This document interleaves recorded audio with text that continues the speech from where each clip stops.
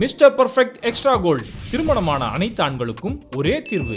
வயதான பலகினமா, சுகர் பலகினமா, இனி கவலை வேண்டாம். 100% இயற்கை வயகரா, 100% ஹலாலான முறையிலும் தயாரிக்கப்படுகிறது. எவ்வித கலப்படமும் கிடையாது, பக்க விளைவும் கிடையாது. ஆர்டர் செய்தாலே போதும், உங்கள் இல்லம் தேடி வந்து சேரும். மேலும் விவரங்களுக்கு கீழுள்ள எண்ணை அணுகுங்கள். பேட்டை டிவி நேயர்களை அன்போடு வரவேற்கிறோம். இந்த நிகழ்ச்சி அசால்ட் அரசியல். இன்னைக்கு நிகழ்ச்சியில நம்ம கூட இருக்கக்கூடிய சிறப்பு விருந்தினர் தோழர் சத்யபிரபு நம்மளோட இருக்காங்க. அண்ணா எப்படி இருக்கீங்கண்ணா? அண்ணா நல்லா இருக்கேன், நீங்க எப்படி இருக்கீங்க? நல்லா இருக்கண்ணா. ஆனா இப்போ சங்கிகளால எடுக்கப்பட்ட ஒரு இஸ்லாமிய வெறுப்பு கொண்ட ஒரு திரைப்படம் பெரிய அளவுல படுதோல்வியை சந்திச்சிருக்கு. ஆனா இவங்க பாகுபலிக்கு நிகரா அந்த படம் எடுக்கிறேன்னு எதிர்பார்த்தாங்க. ஆனா படம் இன்னைக்கு படுதோல்வியை சந்திச்சிருக்கு.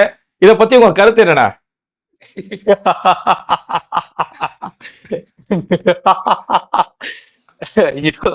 பாகுபலி இது உண்டா, அதை விடுங்க.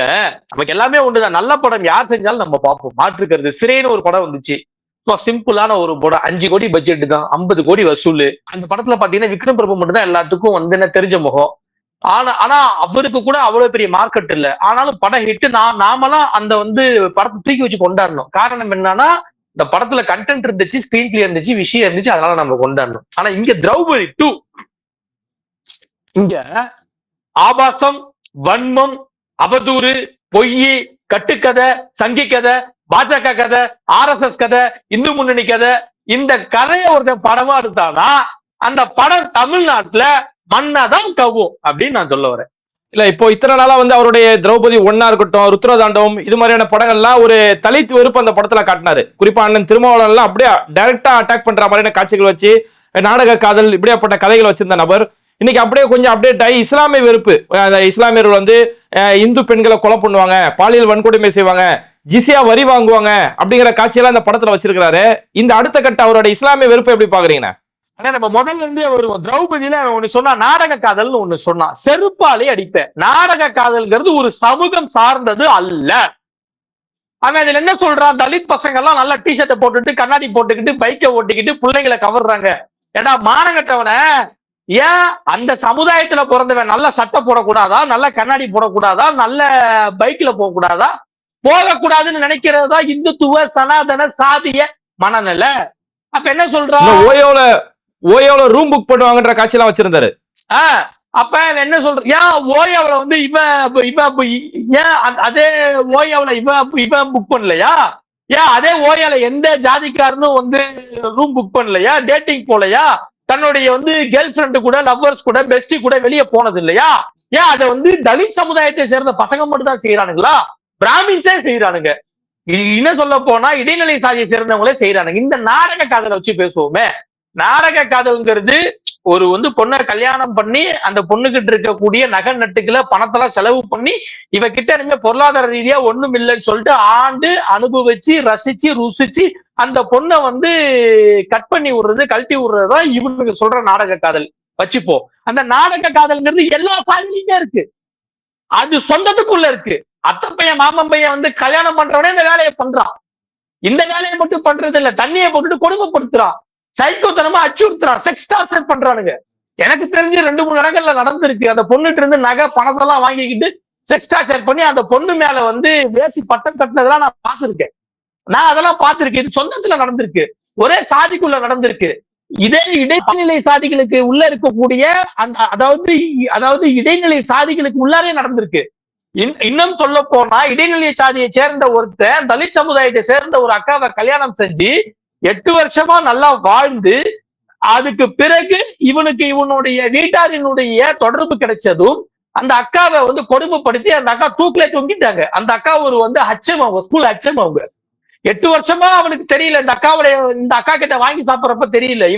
இப்ப வந்து நான் சொல்றவன் எந்த விதமான வேலை வெட்டிக்கு போறவன் இல்ல. ஆனா 8 வருஷம் கழிச்சு இவனுடைய அப்பா அம்மா கூட வந்து பழக்க வழக்கம் கிடைச்சதும், அங்கிருந்து சொத்துக்கள் கிடைச்சதும், அன்னைக்கு இந்த அக்கா வந்து இவனுக்கு வந்து எஸ்சியா தெரியுறாங்க, தலித்தா தெரியுறாங்க, தாழ்த்தப்பட்டவங்களா தெரியும். எனக்கு எஸ்சி தலித் தாழ்த்தப்பட்டவங்க நான் பார்க்கல. நான் அந்த இதுல சொல்றேன் நான். அவனால அந்த அக்கா வந்து தூக்குல மாட்டி தொங்குனாங்க. அப்ப எல்லா சாதியிலையும் நாடக காதல் செய்யறவன் இருக்கான். அது அவனை மட்டும்தான் பார்க்கணும். அதுக்காக ஒரு வந்து குறிப்பிட்ட சமுதாயத்தை பார்க்கறது கேவலமான ஒரு அவதூறான ஒரு வன்மமான பரப்புரை. இப்ப இங்க வருவோமே திரௌபதி 2. சரி, அங்க சங்கிகளுக்கு ஆகாத தலித் மக்களை பண்ணான். இங்க சங்கிகளுக்கு சுத்தமா ஆகாத, சங்கிகளுக்கு நேர் எதிரா ரொம்ப தீர்க்கமா கொள்கையில, சமத்துவ கொள்கையில தீர்க்கமா இருக்கக்கூடிய இஸ்லாத்தை என்னன்னா பண்ணி வச்சிருக்கான்னு நான் படம் பார்க்கல. அந்த கன்றாவிய நான் பார்க்கலங்க. ஆனா அந்த ட்ரெய்லர்ல பார்த்தது, அப்புறம் வந்து நம்மளுடைய வந்து நமக்கு வேண்டப்பட்ட அவர்கள் பார்த்துட்டு வந்து சொன்னாங்க. அதுல என்னெல்லாம் சொல்லியிருக்காங்க, என்ன சொல்றான், இஸ்லாமிய மன்னர்கள்லாம் கத்தி முனையில வெட்டி மதமாற்றம் செஞ்சாங்க. சர்ரா, சூப்பர்ரா. இப்ப நான் வைக்கிறேன்டா வாதத்தை. உண்மையாலுமே இஸ்லாமிய மன்னர்கள், இங்க வந்த அத்தனை இஸ்லாமிய மன்னனும் கத்தி முனையில மதமாற்றம் செஞ்சிருந்தானா, சத்யபிரபு எப்படா சத்யபிரபுவா இருப்பேன்? சத்யபிரபுனுடைய அப்ப செல்வராஜ் எப்படி வந்து செல்வராஜா இருப்பாரு? செல்வராஜோடைய அப்ப செல்லமுத்து எப்படி செல்லமுத்தா இருப்பாரு? செல்லமுத்தோடைய அப்ப அண்ணாமலை எப்படி அண்ணாமலையா இருப்பாரு? எப்படி இருப்பாரு? இல்லையே. இப்ப எனக்கு தெரிஞ்சு 4-5 தலைமுறையோட பேரை சொல்லிட்டேன்.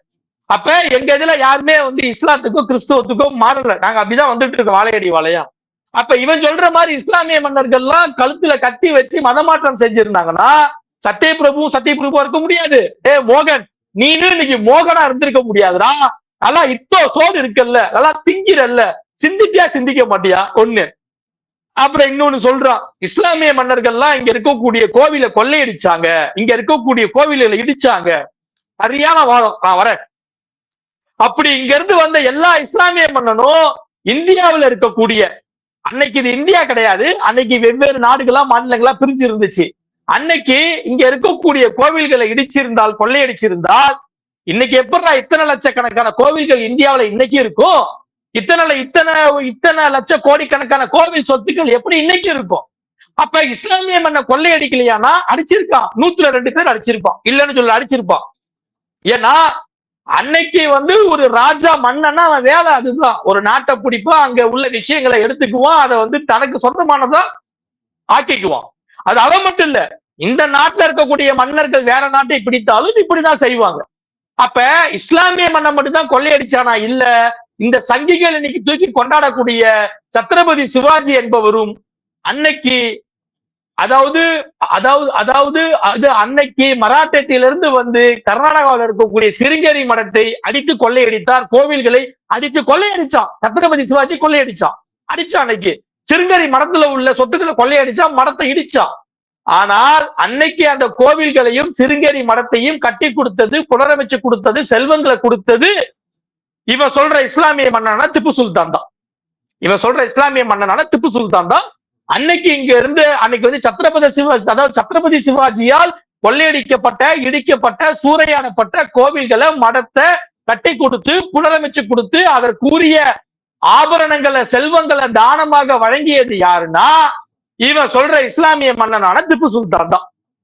இப்ப இத நீங்க ஒரு வந்து சமுதாயம், இத வந்து ஒரு குறிப்பிட்ட சமுதாயம் தான் இதை செஞ்சுச்சுன்னு சொல்ல முடியாது. இன்னொரு விஷயம் நல்லா சொல்றேன், மக்களை நல்லா கேட்டுக்கோங்க. நம்ம நாட்டை அதிகமா ஆண்டது இஸ்லாமிய மன்னர்களா, இல்ல அதன் பிறகு வந்த கிறிஸ்துவ ஆங்கிலேய மன்னர்களா? நீங்க சொல்லுங்க. அதிகமா இஸ்லாமியர்கள் அதிகமா ஆண்டாங்க. அன்னைக்கு இஸ்லாமிய மன்னனை எதிர்த்து ஏன் விடுதலை போராட்டமோ சுதந்திர போராட்டமோ செய்யல?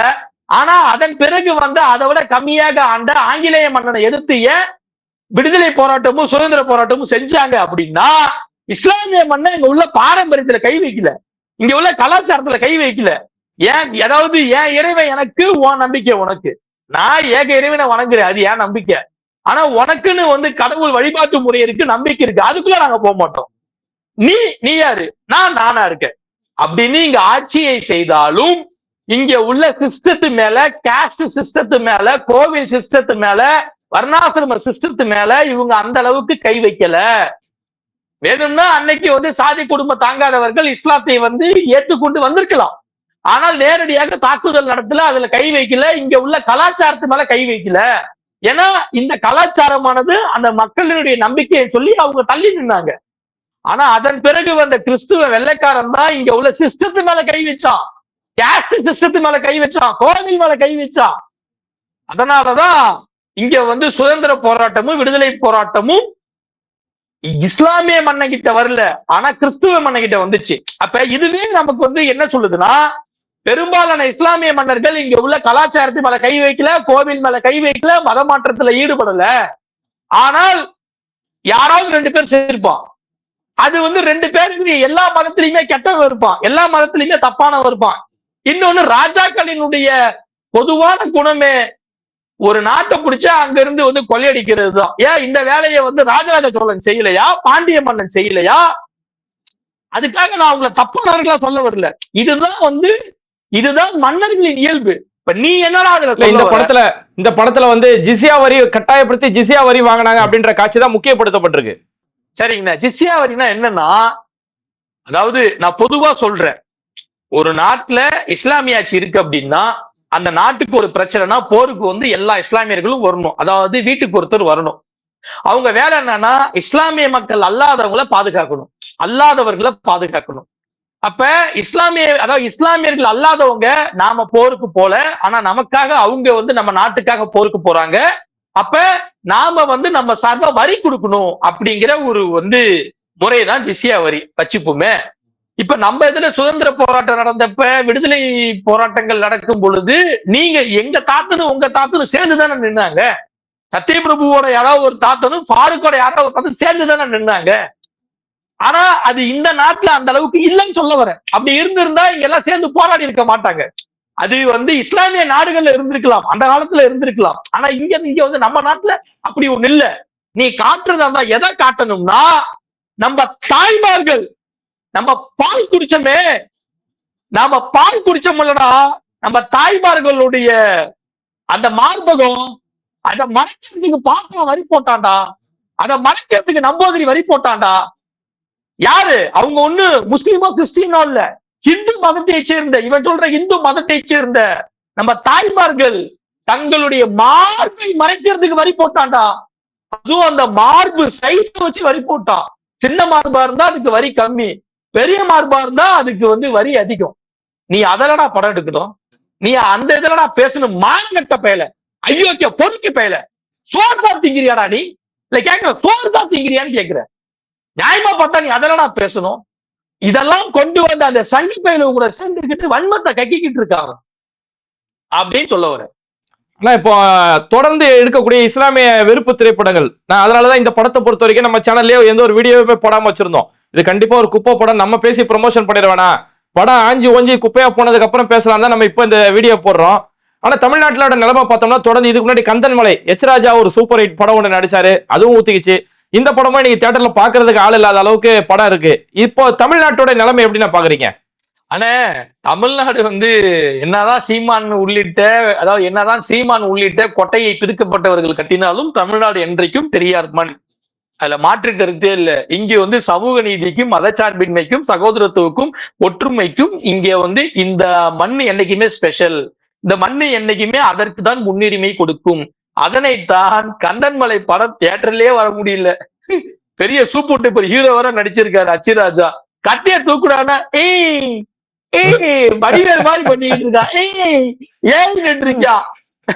யாரு அடங்கம் வர அத்துமீறி கோஷ்டியா? டே அச்சிராஜா, அடங்கம் மறு அத்துமருங்கிறது வெறும் வசனம் இல்லடா, ஒரு சமூகத்தினுடைய பலி வேதனை. ஒரு சமூகத்தை நீ கார்மிக்கார, நீ எஸ்சிக்கார அப்படின்னு ஒரு சமூகத்தை நீங்க ஒதுக்கி வச்சீங்கன்னா, ஒரு சமூகத்தை நீங்க ஒதுக்கி வச்சு டார்ச்சர் பண்ணிருக்கீங்க. ஒரு காட்டுல வேலைக்கு போனா கூட அவங்களுக்கு தனி ஜக்குல தண்ணி கொடுப்பாங்க. இன்னைக்கு வரைக்கும் அப்படியான பிரச்சனைகள் தமிழ்நாட்டுல சில கிராமங்கள்ல இருக்கு. அன்றைக்கு எப்படி இருந்திருக்கும்? அப்ப சக மனுஷனை நீ அடிமைன்னு ஒதுக்கி வைப்ப, சக மனுஷனை நீ தீட்டுன்னு ஒதுக்கி வைப்ப. இதெல்லாம் இந்து மதத்துலதான் இருக்கு. சக மனுஷனை நீ அடிமை தீட்டுன்னு ஒதுக்கி வைப்ப. அப்ப நான் அடங்க மாட்டேன், அத்துமீறுவேன், திருப்பி அடிப்பேன் அப்படின்னு சொல்றது வெறும் வசனம் இல்ல, இந்த மக்களினுடைய வலி, அந்த மக்களினுடைய உரிமை குரல். அதை போய் கிண்டல் பண்றான் பாடு பொறுக்கி அச்சிராஜா. இந்த வீடியோ வந்து என் மேல கேஸ் ஆனாலும் பரவாயில்ல, ஒரு சமூகத்துக்காக, ஒடுக்கப்பட்ட சமூகத்துக்காக பேசுனதால வழக்குன்னா அது சந்தோஷம் தான். ஏன்னா இன்னைக்கு தலித் சமுதாயம் எந்த அளவுக்கு ஒடுக்கப்பட்டிருக்கோ அதனை விட மோசமான இடத்துல இஸ்லாமிய சமுதாயம் இருக்கு. இன்னைக்கு நான் போய் பாக்குறேன், இஸ்லாமிய மக்கள்ல வந்து நிறைய பசங்களுக்கு இன்னைக்கு வந்து கல்வி கிடைக்கல, எல்லாமே வந்து ஒண்ணு வேலை இல்லைன்னா கடை, இப்படியான வேலைகளை தான் பார்த்துக்கிட்டு இருக்காங்க. அவங்களுக்கான வாழ்வாதாரம் ரொம்ப பெரிய சிக்கல்ல இருக்கு. தலித் மக்களுக்கு எந்த அளவுக்கு பிரச்சனை இருக்கோ அதை விட அதிகமான பிரச்சனை இஸ்லாமிய மக்களுக்கு இருக்கு. ஏன்னா இன்னைக்கு வந்து தலித் மக்கள்ல நிறைய ஆட்கள் வந்து ஸ்கூலுக்கு காலேஜுக்கு போய் படிச்சு வேலைக்கு போறாங்க. அது ரொம்ப சந்தோஷம். எல்லா சகோதரரும் வேலைக்கு போகணும். ஆனா இஸ்லாமிய சமூகத்துல அந்த விழிப்புணர்வு இன்னும் வரல. அந்த அந்த இந்த மாதிரி படிக்கணும், இந்த மாதிரி நாம வந்து நல்ல வேலைக்கு போகணும், நல்ல அரசாங்க வேலைக்கு போகணும், வக்கீல் ஆகணும், ஜட்ஜ் ஆகணும், எஸ்பி ஆகணும், கலெக்டர் ஆகணும், பெரிய வந்து ப்ரொஃபஸர் ஆகணும், டாக்டர் ஆகணும் அப்படிங்கிற விழிப்புணர்வு இன்னும் இஸ்லாமிய சமூகத்துல வரல. அதற்கு காரணம் இங்க உள்ள சூழல் அப்படி இருக்கு. அப்ப அப்படிப்பட்ட ஒரு வந்து பின்தங்கிய சமூகத்துல இருக்கக்கூடிய இஸ்லாமியர்களையும் தலித் சமூகத்தையும் பேசுறானே மோகன், இவன் சார்ந்த வன்னியர் சமுதாயமும் இன்னைக்கும் பின்தங்கிதான் இருக்கு. அது இவனுக்கு தெரியுமா என்னன்னு தெரியல. நல்லா சொல்றேன், கேட்டுக்கோங்க. உடனே இவனுங்க வந்து எங்க வன்னியரை பத்தி நீ எப்படா பேசலாம்னா வந்து நிறைய பேர் கேட்பானுங்க. நான் யாருன்னு முதல்ல வந்து நான் யாருங்கிறத போயிட்டு ராமதாஸ் போய் கேளுங்கடா. இந்த மாதிரி பெரம்பூர்ல செல்வராஜ் போவேன் சத்தியபிரபுன்னு ஒருத்தர் ரொம்ப ஓவரா பேசுறாயா நம்ம ஜாதிக்காரன் அப்படின்னு போய் கேளு, அந்த ஆளு சொல்லுவானா யாருன்னு. இங்க இங்க இங்க இங்க அதாவது இங்க வந்து பக்கத்துல வேப்பூர்ல இருந்து, அதாவது வேப்பூர்ல இருந்து சிதம்பரம் நோக்கி நாம வந்து எடுத்துக்கிட்டோம்னா ரோடுக்கு இந்த பக்கம் வன்னியரு, ரோடுக்கு இந்த பக்கம் பறையரு, ரெண்டு பேருமே மாடு மேய்க்கிறான், பண்ணி மேய்க்கிறான். ஆனா இவன் தான் வந்து விளிம்பு நிலையில இருக்க அப்படின்னு சொல்லி அவன் படிக்கணும்னு நினைச்சு அவன் வந்து வேலைக்கு போகணும்னு நினைக்கிறான். ஆனா இந்த பக்கம் இருக்கக்கூடிய வன்னியர் மக்கள் பாவம் இன்னைக்கு சாதி பெருமை பேசி தெரிஞ்சிட்டு இருக்கான். அதுக்கு என்ன காரணம் அப்படின்னா, இங்க இருக்கக்கூடிய சாதியவாதிகள் அந்த மக்கள் மனசுல ஜாதி வெறிய வளர்த்து அதாவது அந்த மக்கள் மனசுல ஜாதி வெறிய வந்து வளர்த்து விடுறாங்க அப்படின்னு நான் சொல்ல வரேன். இதெல்லாம் தாண்டி ஒண்ணு சொல்றேன். டே மோகா, நீ வன்னியர் சமுதாயம் தானே, சரி வா வச்சுப்போ. இங்க நீ தூக்கி பிடிக்கிற இந்து மதத்துல அச்சிராஜா பக்கத்துல உட்காந்துருக்கானே அச்சிராஜா இந்த நல்ல எலும்புக்கு துணி மாத்தின மாதிரி ஒருத்தர் உட்காந்துருக்கான்ல, அவன்கிட்ட போய் கேளு. என்னன்னா தில்லை சிதம்பரம் நடராஜர் கோவில்ல அங்க இருக்கக்கூடிய தில்லை மேடையில, தில்லை அம்பலத்து மேடையில ஆறுமுகசாமின்னு ஒரு ஐயா வயசானவரு அங்க தேவாரமும் திருவாசகமும் தமிழ்ல பாடணும்னு சொல்லி போயிட்டு பாட ஆரம்பிச்சதுக்கு அங்க இருக்கக்கூடிய பாப்பார ரவுடி பசங்க அடிச்சு வெளியே போட்டானுங்க அந்த ஐயா ஒரு வன்னியர். அந்த ஐயா ஒரு வன்னியர்ரா, அத நீ படமாடுறா, அத பத்தி நீ பேசுறா. அந்த பக்கத்துல உட்காந்து அச்சு அந்த சட்டையை பிடிச்சு கேள்றா, ஏன்டா என் சமூகத்தை ஒடுக்குற, டே பாப்பானே என் சமூகத்தை ஏன்டா ஒடுக்குறன்னு போய் கேள்றா. அந்த ஆறுமுகசாமியை பாடக்கூடாதுன்னு விரட்டி அடிச்ச இடம் மசூதி அல்ல. அந்த ஆறுமுகசாமி பாடக்கூடாது, தமிழ்ல பாடக்கூடாதுன்னு யார் அவரை வந்து விரட்டி அடிச்சாங்களோ அவர்கள் இஸ்லாமியர்கள் அல்ல, அவர்கள் வந்து பக்கா இந்துக்கள். இன்னும் சொல்ல போனா உயர் சாதி இந்துக்கள், இன்னும் சொல்ல போனா பிராமணர்கள். கடவுள் பக்கத்துல இருக்குன்னு சொல்றானே அந்த பிராமணன் தான் அடிச்சு விரட்டினான். சரி, இவரை மட்டும் தான் செஞ்சானா? சரிப்பா, இவர் வந்துப்பா வன்னியர்ப்பா, கொஞ்சம் கீழப்பா, அதனால பண்ணாப்பா. ஆனா அதுக்கு மேலலாம் இருக்காங்கல்ல, வருவுமே.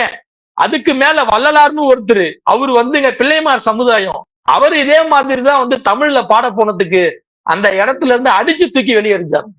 யாரு? வள்ளலாரே அடிச்சானுங்க. அதனாலதான் அவர் வந்துங்க உத்தர் சிதம்பரம் அப்படின்னு சொல்லி வடலூர்ல போய் ஸ்டார்ட் பண்ணாரு ஒரு இடத்த.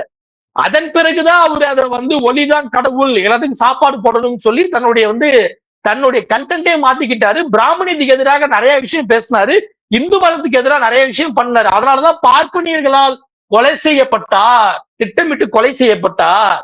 யாரு? வள்ளலாரு. செஞ்சது யாரு? முஸ்லிமா? இல்லடா, செஞ்சது யாரு? இந்து, சோக்கால்டு இந்து பிராமின்ஸ் தான் செஞ்சான்.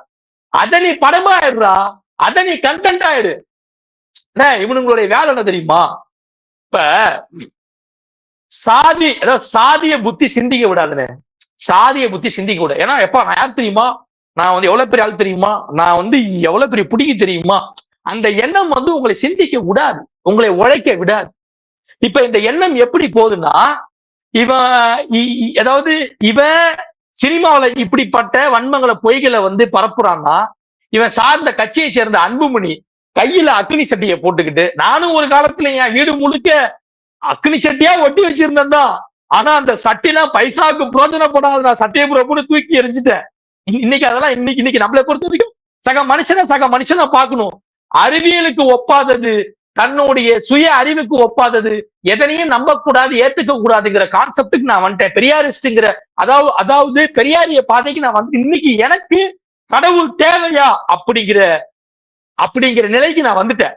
இப்ப அக்னி செடியை குட்டிக்கிட்டு இவரு ஒரு அன்புமணி டாக்டர், இன்னொன்னு சுகாதாரத்துறை மந்திரியா வேற இருந்தாரு. அந்த எண்ணத்தை தான் அந்த இதுல இருந்து புடுங்கி தள்ளினாரு எனக்கு தெரியல. ஏன்னா ஒரு டாக்டர் பாருங்க, வன்னிய புராணத்துல சொல்லி இருக்கு, நம்ம வன்னியர்கள்லாம் அக்னியில இருந்து பிறந்தோம். அட பாவத்தை, ஒரு டாக்டர்ரா நீனு, எம்பிபிஎஸ் கிராஜுவேட்ரா, நீ இந்த மாதிரிலாம் பேசலாமாடா? டேய், ஒரு ஆணுடைய விந்து அணு ஒரு பெண்ணினுடைய கருமுட்டைகளை லாக் ஆகி அது வந்து அதாவது அது வந்து இத்தனை மாத காலம் அதுல இருந்து அது ஸ்டெப் பை ஸ்டெப்பா ப்ராசஸ் ஆகி வளர்ந்தால்தான் ஒரு கருவு உருவாக முடியும். இதுதான் சயின்ஸ், இதுதான் அறிவியல், இதுதான் உண்மை, இதுதான் இயற்கை, இதுதான் யதார்த்தம். அப்ப இதுக்கு மாற என்ன பண்றாங்க, அக்னியில இருந்து நாம பிறந்தோம்னு ஏற்றி விடுறான். யாரு? வன்னியர் பசங்களை. இந்த அன்புமணி தரப்பு ஒரு டாக்டருங்கிறத மறந்து வன்னிய புராணங்கிற ஒரு கதை எடுத்து ஏற்றி விடுறான். அந்த வன்னியர் புராணமே உங்களை அடிமைப்படுத்துறதுக்காக பாப்பா கொண்டு வந்த கட்டு கதை. அது கட்டு கதை. நீலாம் சிந்திக்க கூடாது, சுய அறிவோட இருக்கக்கூடாது, சுயமரியாதையோட இருக்கக்கூடாது, அடிமையா இருக்கணும், சூத்திரனா இருக்கணும்னு உன்னைய அடிமைப்படுத்துறதுக்காக, உனக்கு ஒரு வந்து பெருமையை ஊட்டுறதுக்காக கொண்டு வந்ததான் வன்னிய புராணங்கிற ஒரு கதை. அது கதை. ஆனா நீ என்ன பண்ற, அதை வச்சு மக்கள் மத்தியில, இளைஞர்கள் மத்தியில தப்பான கருத்துக்களை, நஞ்சுகளை விதைக்கிற. இதையதான் இந்த மோகன்கிறவன் சினிமாவில பண்றான். அப்ப இவர்கள் ரெண்டு பேருமே தமிழக மக்களால் ஓரங்கட்டப்பட்டு விட்டார்கள், புறக்கணிக்கப்பட்டுட்டாங்க. இன்னைக்கு என்ன நடக்குது, பாமகவை இன்னைக்கு என்ன நடக்குது, பாமகவை சீன்றதுக்கு ஆள் இல்ல, பாமகவை கூட்டணியில கேட்க ஆள் இல்ல. அப்பன் கதறாரு, எங்க பெத்த தாயவே அவன் வந்து போட்டு அடிக்கிறான்டா, அவன் என்னைய கொல்ல பாக்குறான்டா, என்னைய வேவு பாக்குறான்டான்னு அன்புமணிய அப்பன் திட்டுறாரு.